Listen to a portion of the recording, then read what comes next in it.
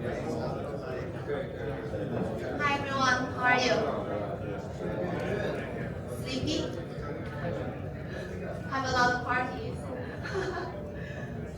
Yeah, very nice to talk to you. Thank you for the inviting to be here.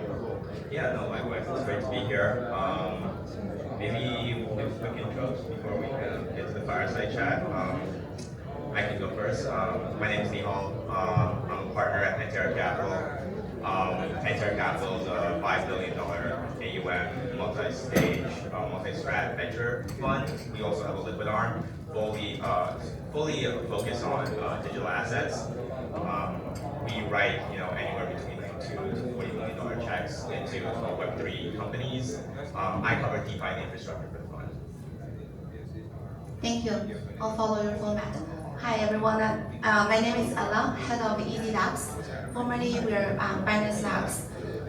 We established Binance Labs in early 2018 when Binance was half years old, with the mission to help blockchain and crypto ecosystem to grow. And 7 years later, we have over 300 portfolios.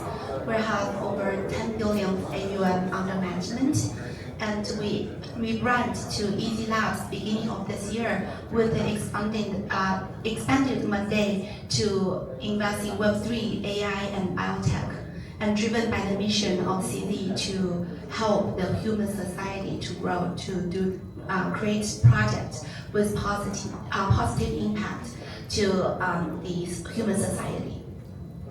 So we are extremely long-term investment fund. We hold the assets as long as we know that builders are still building. We are impact driven and impact first. Doesn't mean that we don't care about investment return. The fact is that our fundamental belief is if founders and projects, you focus on making impact, making the user adoption, user crazily sticky to your product, we will eventually make the return. So far, our overall return is DPI is over 10x, MOIC is over 30x. So we insist that this investment impact first investment thesis, and we want to build alongside with the founders. CZ is a founder. I myself being founder shoes for many years, built 2 AI companies, and we know that there's cycles, there's ups and downs. We want to be alongside of you. Awesome. Yeah. Maybe we can do a quick couple of questions here, and then so Ella, Easy Labs is known for picking out winners at the earliest of stages. I'm curious, what's the most important qualitative signal that you see specifically in founding teams that kind of are the factors that you think are for founders that are building in the long term? Yeah, good question. So we're very lucky. We started to do incubation. By the way, we also have liquid strategy and incubation, and we're double strategy. And starting from 2018, we started to do incubation. Very lucky. Some early founders include Hyperliquid Jeff, Injective, Polygon, SafePol. A lot of the projects today came out from our incubation program. Ethena, Aster, this buzzword during this conference. We see them at a very early place. They start to generate the idea and form the product and idea, form the tech team. We try to be first to check in them, and we see them fail many times. Hyperliquid Jeff failed the project failed. It was a prediction market back then called Door, and the infrastructure was not there. So he returned the money we give to him because he's very intellectual honest, saying infra is not there, he couldn't deliver, couldn't make the product work. We really respect the founder's quality like this. And at the interview selection, we focus on a lot of why. Why you want to build this? Why this matters to you? we try to identify the founders trying to solve a bold, have a bold idea, solving a big problem, but with the right drive.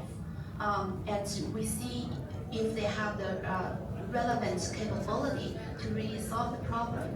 And then after solving this problem, is that a big enough market for your company to keep the growth? Because all those problems are solved if the market cap, the market ceiling is too low, you cannot keep innovation, keep your team to be around. And we know that there are many challenges and cycles in this market. So founders, why, and the internal drive will always drive them to be there, solving this problem, solving this hard problem, and even failed, they are keep pivoting and looking for the solution to be there. So long term is really our fundamental belief in founders, but many people will claim that they are long term thinking, or they just naturally believe they are long term at that moment. So we try to see the why and what the dots we can connect from your personal experience and what you're trying to solve and build. Awesome, yeah, no, for sure. Team is the most important part, especially on the early stage. I'm curious if, we see a lot of projects launch and they have like a lot of product market fit right at the very beginning and then they kind of fade away. Are there any other characteristics, other than, the founding team's why, that, kind of prove to you what projects are going to be more resilient, or something that you've learned, in your long journey of like seeing all these projects go to maturity? Yeah, so a lot of early founders come to me and ask, what's the signal you found product market fit? So my answer is, you will know. You will know when your users crazily love your product. They cannot live without your product because you are solving a rigid pain of them, and your product is so important. And your NPS score will tell you too. There is promoter score can higher to 9 to 10. This detractor. So for us, when we're building a product alongside the founders, we look into the NPS scores, and we focus our time to understand those detractors, why they leave the product. Is this because the market is big enough, or is that you're solving a pain point that you imagine is their pain point? It's not a really pain point for them. So use that first principle to think about the problem you're solving and the product you're building, and the numbers will tell you. Before you reach the product market fit, your numbers will be like this. And when you really find the product market fit, you will see naturally the traction will just unstoppable. So I want to share the sharing internally. CZ shared with us that the quality of founders we're looking into. One of the most important quality we look into is to dare to fail fast, to admit that you're solving something not real, that just imagine, and to be true to yourself. And CD had 5 or 6 startup experience before founded Binance, and he regrets that he didn't fail those projects fast enough. So the fact that the founders fail the current product fast enough, they can find the direction to find the product market fit faster. So that's where we see the answer is, you will know your product market fit is there. And don't trust any noise from the market, but only believe the feedback from your users. Awesome, yeah, no, absolutely. That's very good advice for all the founders in the room. Now maybe switching a little bit gears here. Obviously, Easy Labs is, a strategic base of capital in general. Curious from your point of view, how is that a little different than, taking money maybe than, a Pantera capital that's, purely financial based? And, what are the learnings that you've had kind of like deploying here? How do you kind of guys work with founders that maybe is a little different than the other financial VCs in the space? So overall, Pantera is a good, very good investment firm. In fact, a lot of good projects too. So a little bit different, slightly different is that first of all, we're a deep pocket investor. So we're managing over 10 billion of assets where we can deploy. Our check size is vary from 500K to 500 million. We invest in different stages. Very early stage, when you find the traction and prove the product market fit, and even post the TGE or get listed in public market, we can still be your supporter because we're long term. For example, our portfolio Ethereum came out from our incubation program, USDE to next level. So and also finance ecosystem, EMP ecosystem together from CFI to DeFi, and have a lot of portfolios include Trust Wallet, CMC, Aster, now BNB chain as the infrastructure. Together, we have almost 500 million of users as your natural distribution channel. So this is the very important market to build on. Basically have the capital for you to start and have the distribution channel for you to test out your product and have additional capital and strategic resources to help you grow to the next level. But most importantly, all this ecosystem with a lot of entrepreneurs, great entrepreneurs, experts, they're willing to be with you, give you advice, be your mentors, build alongside with you, and understand that failure is very normal to founders. We're not judge you for your one or two times of failure, but we judge you by your integrity and your tenacity. So as long as you don't give up and keep building in the ecosystem, we'll be here for you. That's, we think, a little bit different from some other investors. They probably have to commit it to LP distribution. They have to exit at a certain time of period of the investment, which is totally understandable. Doesn't mean that they're short-term thinking, just that Monday is different. For us, we don't have external LP.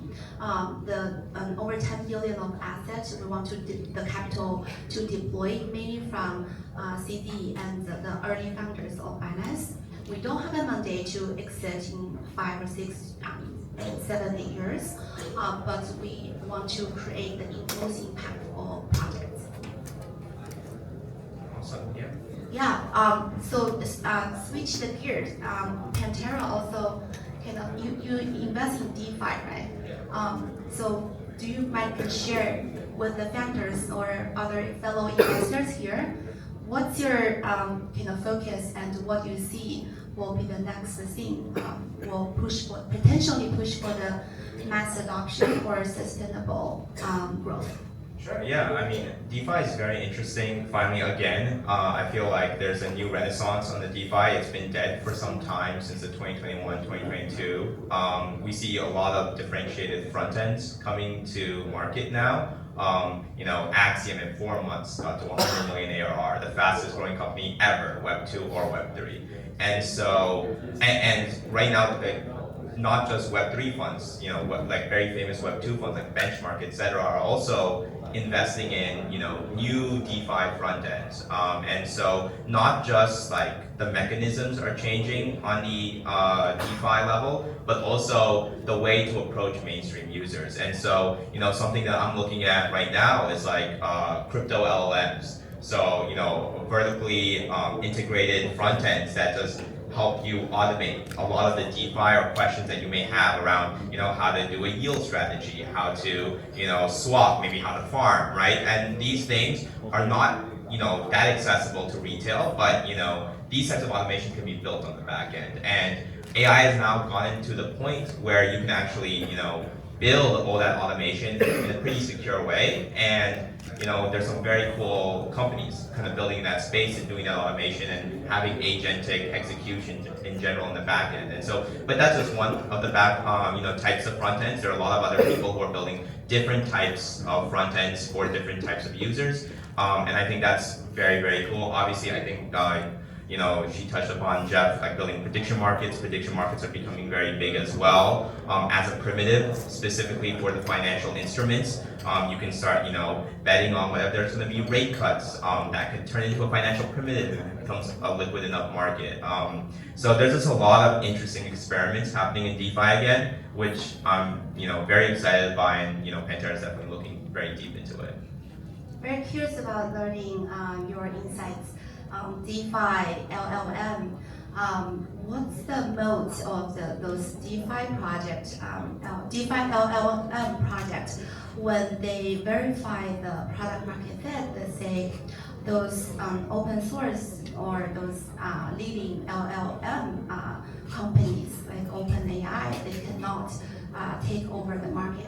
For example, we also invest in AI, look at a lot of AI projects. One of the area like coding is engineering coding is verified product market fit, but then the biggest LLMs all coming to the space. Just try to understand what makes DeFi or crypto LLM the most that the leading incumbents of the largest LLM providers, they cannot come in. Yeah, I have these debates with a lot of people all the time. Whether it be Cursor and how Claude is used specifically for developers right now. I mean, one of the easiest ways to explain why crypto LLMs, at least right now, is just significantly better than ChatGPT, etc. is when you're searching a meme coin, probably the life expectancy of a meme coin when you're searching for what's the hottest meme coin, it's 24 hours to 48 hours. And it's just that these bigger generalized LLMs, they're not particularly trained for that level of latency when it comes to information gathering. And in general, the types of sources that you have to look through on chain specifically and train is very specific type of data sets that right now is not in the purview basically of the big generalized LLMs. And the type of indexing and kind of the specific training is very niche. Obviously, now if this becomes a big enough industry, will they specifically, try to index every single chain and put it into kind of generalized LLMs? Possibly, but I mean, Cursor has grown to what, multiple $billion, just Web2 equity company just by dev tools. And I think crypto as a space in general is a lot more profitable than dev tools. To be honest with you, I come from an AI ML background. I used to do AI ML ventures for Toyota Ventures over there, and it's shocking, the kind of rapid pace that AI ML and what people call ChatGPT wrappers actually have vertically grown into. And granted, there is a lot of hype and also companies that are going to fail in the AI ML space, but devs usually don't pay for anything. And the fact that they're making billions of dollars in revenue for devs to use these types of tools, and most of it's being automated, kind of shows that this is not a ChatGPT wrapper moment. You can create very productive verticalized LLMs for specific spaces that just give a better UX than the generalized LLMs can provide. But yeah, I mean, the future is always changing, and so this may change as well, but that's the thesis right now. Yeah, so thesis or narrative, I'll remember in one fireside chat with Hasim from Dragonfly, he actually mentioned that all the so-called Web3 AI agents are all the shilling projects and calling for narratives. Trying to understand how you, at the current peak moment, there's narratives, a lot of narrative-driven thing in Web3, and AI definitely have a lot of hypes too. So at this moment of the market, how do you evaluate those projects? How the valuation works among all those projects? Maybe there's a lot of founders, they want to know too, when they're raising funding, how I should ask for evaluation in terms of the capital I'm raising? Maybe you can share some of your ideas. Sure. I mean, we're not as early as Easy Labs, so usually there's a little bit of KPIs that we can kind of look towards, and it depends on the type of product. Whether you're deep infrastructure or consumer, there's different metrics that we're looking at specifically. Retention rate, churn rate. It's actually very important when you're kind of talking to the VCs to know your statistics, know your metrics of what is the churn of your users, why are they churning, and of the people who maybe do a trade on your platform. How many trades do they do afterwards on the second week and the third week? These are the types of metrics that if you know them cold, it just shows you you're a cut above all the rest of the founders out there. And that gets baked into your valuation. Obviously, with the success of Pump, Hyperliquid, in the recent cycles, we have gone to a more revenue-driven kind of model when it comes to kind of evaluating what valuation we should put specifically when giving a term sheet. So especially if you're a consumer, we're looking at ARR for sure, or we're looking for metrics that can be ARR in the future, because we understand that a growth story at the very early stages probably has zero fees, but what's that lock-in look like once you own the user, and what are your potential business models to monetize in the future. And so obviously it's all about the market that you have and how you're kind of going to monetize. So that's kind of on the consumer side. It's a little harder on the deep infrastructure side, obviously, and I do cover infrastructure for Pantera, so I wish there was an easy answer to valuation of like L1s, L2s, intent protocols, etc. But the fact is that when you're building this middleware, just make sure it's a very core primitive and then everyone has to use it. Unfortunately, so I worked at 0x before I joined Pantera, which is like a pure middleware liquidity aggregator, I think like 1inch, etc. Pricing is very hard, but you have to build a real SaaS business and like really understand your metrics. And so, yeah, it's measure your metrics and make sure that you are aware of them. That is the only thing that's going to kind of be very reflective of the valuation. If you don't know your metrics, then I mean the valuation is going to be really bad, to be honest. Thank you. So looking to DeFi, right? DeFi have a wave of the DeFi summer. Now Genius Act passed and pushed stablecoin to the mainstream. Looking forward to the next, there are two types of DeFi direction. One type is consumer focus, where it create a lot of yield generation, yield bearing financial products for consumers to come in DeFi farming, participating in the whole ecosystem. There's another type of DeFi infrastructure product also solving the pain for the TradFi institutions to come into the space and solving the remittances problems and payments, everything. What do you think, which is your direction you focus, or you focus on both? Or you have particular thinking about which direction actually will help crypto to get mainstream adoption and push our overall market to next level? Yeah, that's a great question. And like my take is, one of your incubators, Dina's kind of take is, a good team will do both. They started obviously with consumer hype and the fact that consumers kind of adopted them, and then they built out the institutional play that they have specifically. And it's only projects that are willing to adapt that are going to win at the end of the day. If someone just focuses directly on one specific problem, they're putting all their eggs in one basket, and it's very hard to execute there. I will trust a team that's willing to adapt and build products for where the users are at. You got to meet the users where they are at, whether it is at the institutional side where you do all the KYC, all the compliance, or if you're creating a second product suite that's for consumers specifically, so that they can get access to very good yields and maybe deploying to AMMs, etc. And so obviously we look at both in Pantera, and there are some that skew a lot more to the institutional side, some skew to the consumer side. Both are equally important because you need productive utility of your tokens in general circulating. Things don't just stay in the banks. In fact, that's probably the least productive if it's just from institution to institution swap. you want as much distribution as possible for stablecoins, and so the winning products will have like distribution throughout everything. Cool. One more topic to touch on. DAT, that is definitely the buzzword here at the conference too. Pantera is obviously a big leading player in supporting several DAT companies. What's the insight there, and what do you think all those DAT companies will go for the next? So, I mean, Cosmo should be answering this question, not me specifically, because I'm on the venture side, and so I have a different take on DATs just in general.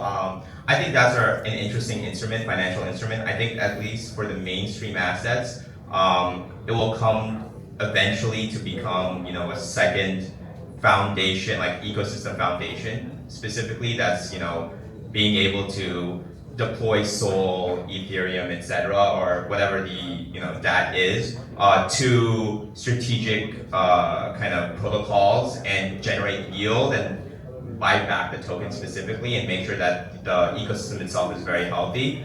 I am a little scared on the, because now there's like 150 to 200 DATs in general. On non-mainstream assets, I do think there might be some unwinding. We're already seeing some like very, I would say, interesting DATs when it comes to like the zero-G ones that are like 90% in kind. That, I don't know how sustainable that is in a year or so, but I do think that these experiments are needed in the market. We are now evolving as an industry specifically, and we need to give more access to these tokenized, you know, assets that have been like locked up in, you know, this, you know, centralized exchanges or other places where, you know, other mainstream users is not familiar with. And so getting a public equity company where you can buy shares specifically that represents those assets is definitely an interesting experiment and is shown to be pretty successful, or at least, you know, companies are thinking of adding it to their treasuries pretty easily, just given the, you know, compliance and legal, you know, frameworks that, you know, these companies have to abide by. So yeah, very interested in the experiment. I'm sure Cosmo could do a lot better pitching the case over here, but, you know, for that, it's definitely something that we're keeping an eye on, obviously, at Pantera. Yeah, definitely. Cosmo and definitely can debate all day long. And at Easy Labs, we also spend a lot of time working on BNB DATs. Well, we believe this is a really long-term play. It's because we see TradFi and DeFi crypto people are at convergence. And especially for BNB, for example, it's really kind of under-recognized in the Western world. It's more recognized and adopted by the Asian or the rest of the world retail investors. And that is really an opportunity to introduce how valuable BNB as a digital asset to the institutional investors who invest in the US stock market, Japan stock market, or Korean stock market. It's really at an inflation point where to introduce some of the really valuable digital assets to the institutional investors who don't have access to participating in the DeFi in the crypto world. So yeah, definitely looking forward to learn from more from Pantera and invite you to join our that initiative. With all of that, we're kind of very happy to be here to discuss with you. Happy to take some questions. Do we have time? Or one or two questions? Yeah, we do have time. Do we have any questions? If no questions, we. Hello, sorry. You know, it's not a question, it's like a request. Last year we've talked with maybe 50 of VCs, including Pantera and Easy Labs. And one of the problems we got, we didn't get an honest feedback on what we talked to. So it's sometimes just stop answering and saying, guys, we are not interested in you are so small and so on. So if I can request you, so it's we as founders, as startups, we need an honest feedback. So maybe you can say it's out of our interest, or maybe it's like we don't see market fit or something like this. So please give us honest feedback because it's extremely important for us to improve. Thanks so much. Yeah, thank you. Really, thank you for the feedback. I've been in founder shoes myself. I raised 2 rounds of funds. I totally understand the process is tedious and also anxious, not a fun experience. But it can be very exciting when you meet very good, responsive investors. Totally get it. And I really appreciate the investors who give me very honest and insightful feedback on how to improve, even they're not kind of writing a check. Totally understand. The pain point we are meeting now at Easy Labs is that we have flooding project every day. We're building our intelligence to help us streamline our work. Try to workflow, try to be more productive, and we try to be more responsive.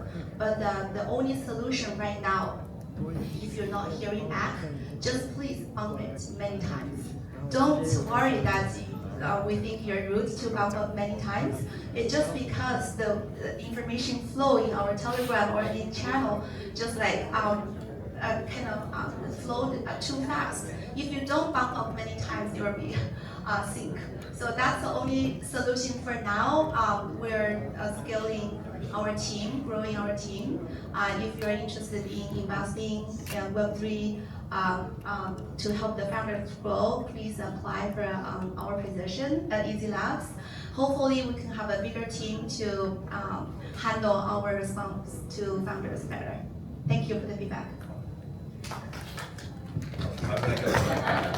She covered it pretty well. But I used to be a founder too, and I hated talking to VCs, to be very honest with you. And then I became a VC afterwards. Failed founder to VC is a very convenient track for many VCs. I'll tell you like the honest truth, right? If you want the honest truth here, a couple founders ruined it for a lot of founders in the sense that we take thousands of pitches, right? And so one time, I used to give a very honest feedback to all because that's what I wanted as a founder as well. And then some founders take it very personal, and it's always because your startup's your baby in the end of the day. And so some founders will take it very, very personal and like start writing about it. So if you do want that honest feedback, you would have to be very straight with the VC that, hey, I'm not going to take this personal. And that's kind of how you're going to get that honest feedback because otherwise, yes, in between the lines, like everyone does it. It's not something that's a hidden secret, but you do need to make sure that one, you're not going to take it personal, and two, you communicate that with the VC itself. Because I'll tell you, every VC has the experience of like giving honest feedback to founders, which is why they don't do it afterwards, and it blowing up on their face. So that's what I would say is like truly honest reason why sometimes it's more between the lines rather than very, very honest. And so as long as you have open, healthy communication with the VC itself, and they feel like they can trust with that honest feedback, there's no reason for them not to give it. Okay, thanks for the question. Thanks for the answers. We'll probably take one more. Thank you very much. And I'm from Japan. And in Japan, regarding the DATs, and many type of the DAT now are in the US, Hong Kong, Asia. But in Japan, we have just BTC DATs. So are you interested in making the altcoin DAT in Japan? Because we have a low rate, tax differential, and market cap is great. So are you interested in the Japanese market? Equities. Yes, we're definitely open to explore and to learn those markets. And we are working on the BNB DAT in Japan too. Probably will launch in shortly. Thank you. Thanks for the Thank you all. Okay.